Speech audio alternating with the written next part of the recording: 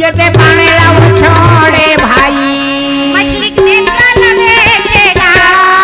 ये तो भेदान लागे भाई चारों तरफ ये जय जय करेगा भगवान लागे भाई चारों तरफ जय जय करेगी मोरा भगवान लागे भाई ये बनने के बड़े सरोवर से